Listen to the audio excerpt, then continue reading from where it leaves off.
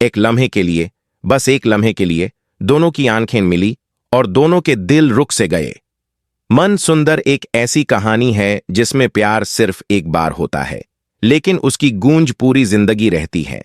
Episode 1525 में हमने देखा था कि राहत और नहर एक ही ऑफिस में थे, एक ही प्रोजेक्ट पे काम कर रहे थे और फिर भी इतने दूर थे जैसे दो अलग दुनियाओं के बाशिंदे। एपिसोड 1526 में एक ऐसा मोमेंट आता है जिसमें राहत अपने डिजाइन्स एक्सप्लेन कर रही है। वो बात कर रही है रोशनी के बारे में, रंग के बारे में, दीवारों पर लिखी ख्वाहिशों के बारे में, और नहर खड़ा सुनता रहता है। उसने पहले सोचा था ये बस एक डिजाइनर है, प्रोफेशनल, डिटैच्ड, पर जिस तरह राहत बात करती हैं, जिस तरह वो रंग चुनती हैं, नहर के अंदर कुछ हिल गया।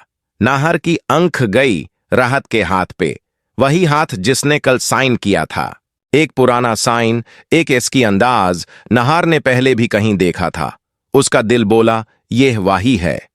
दिमाग ने कहा नहीं हो सकता, और वो दोपहर आधे घंटे तक उन डिजाइन्स को देखता रहा, सिर्फ राहत की सोच को महसूस करने के लिए।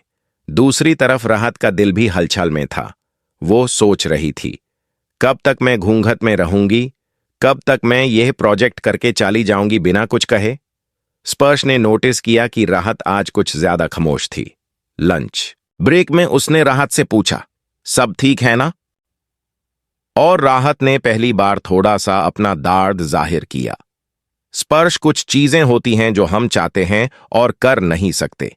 स्पर्श ने कहा राहत तू जो चाहती है वो कर, जिंदगी तेरी है। और वो सिंपल सी बात राहत के दिल में बुलेट की तरह उतरी। रात को राहत अपने कमरे में अकेली बैठी थी और उसने एक पेंटिंग शुरू की। एक ऐसी पेंटिंग जिसमें एक मर्द और एक औरत की आंखें मिलती हैं और बैकग्राउंड में रोशनी है, अंधेरे में भी रोशनी। नहर के घर में भी रात को एक सीन आया।